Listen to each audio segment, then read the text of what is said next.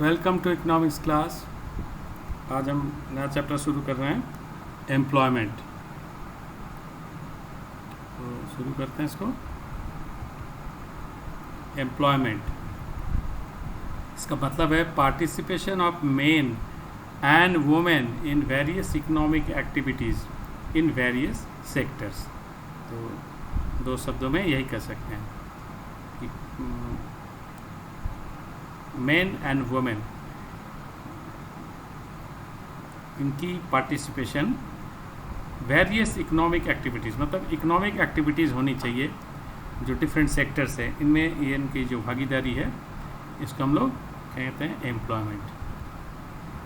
Next thing, who are employed, किसको हम लोग कहेंगे कि वो एम्प्लॉयड है।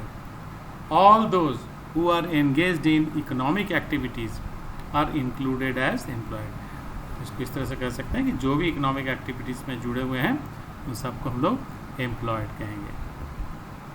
Then who is a worker, किसको हम लोग वर्कर कहेंगे। All those who are engaged in economic activities in whatever capacity, high और लो, आर वर्कर्स।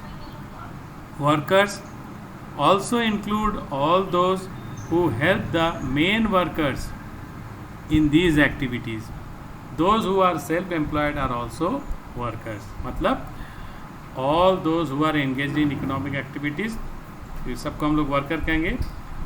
जो भी इनकी कैपेसिटी हो, चाहे ऊंचे पोस्ट पे हो चाहे नीचे में हो, जिस भी तरीके से वो काम कर रहे हैं सभी वर्कर्स ही हैं।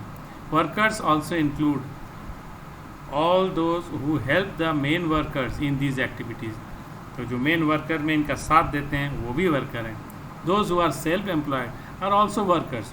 तो इस नज़र से जो सेल्फ एम्प्लॉयड है उनको भी वर्कर कहा जाता है, वो भी शामिल होते हैं वर्कर की श्रेणी में। नेक्स्ट, एम्प्लॉयमेंट को हम लोग दो पार्ट में बांट सकते हैं, फॉर्मल सेक्टर और इनफॉर्मल सेक्टर। फॉर्मल सेक्टर किसको कहेंगे, refers to organise sector of the economy, और इनफॉर्मल सेक्टर क्या है, refers to unorganise sector of the economy. इस तरह से दो पार्ट हम लोग कर सकते हैं। इसका एग्जाम्पल है फॉर्मल सेक्टर का government departments, public enterprises, private establishments. देखिए इसमें प्राइवेट एस्टैब्लिशमेंट्स भी आएंगे विच हायर 10 और मोर वर्कर्स, तो जिसमें 10 या 10 से ज़्यादा लोग काम करेंगे। प्राइवेट भी हो इस्टेब्लिशमेंट भी, उनको भी हम लोग फॉर्मल सेक्टर में कहेंगे। इनफॉर्मल किसको कहेंगे, private enterprises with less than 10 workers.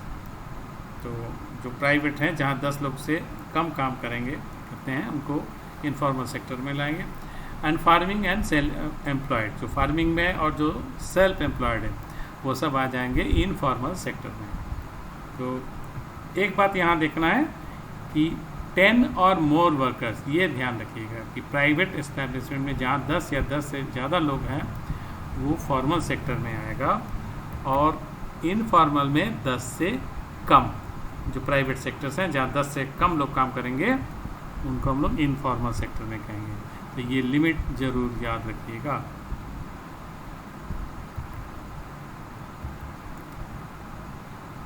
और थोड़ा सा formal and informal growth of employment के बारे में जान लें। तो फॉर्मल ग्रोथ ऑफ एम्प्लॉयमेंट, जो फॉर्मल सेक्टर में ग्रोथ है एम्प्लॉयमेंट का, in recent years the growth of employment has decrease.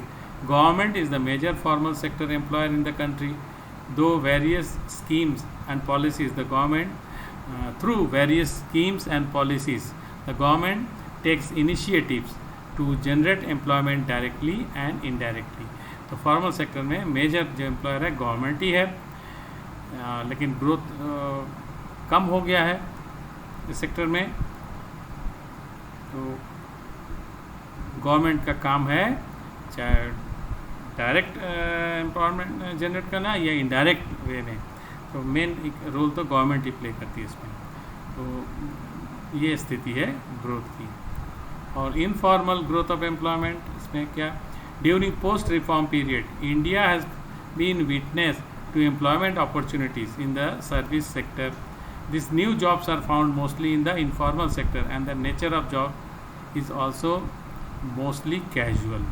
तो जो रिफॉर्म के बाद के समय में सर्विस सेक्टर एक मेजर सर्विस प्रोवाइडर के रूप में आया है सामने, लेकिन ज़्यादातर ये सब इनफॉर्मल सेक्टर में ही है और जो कैजुअल नेचर का है, परमानेंट नेचर का नौकरी बहुत कम हो गया है। तो जितने भी क्रिएट हो रहा है इनफॉर्मल सेक्टर में ही ज़्यादा क्रिएट हो रहा है, लेकिन वही है कि मोस्टली जो कैजुअल है, परमानेंसी नहीं है उतना। तो ये स्थिति है इनफॉर्मल ग्रोथ की। तो इसी के साथ ये क्लास समाप्त करेंगे। थोड़ा सा एक्सरसाइज कर लीजिए, फिजिकली मेंटल तो आप लोग कर ही रहे हैं, ये भी ज़रूरी है।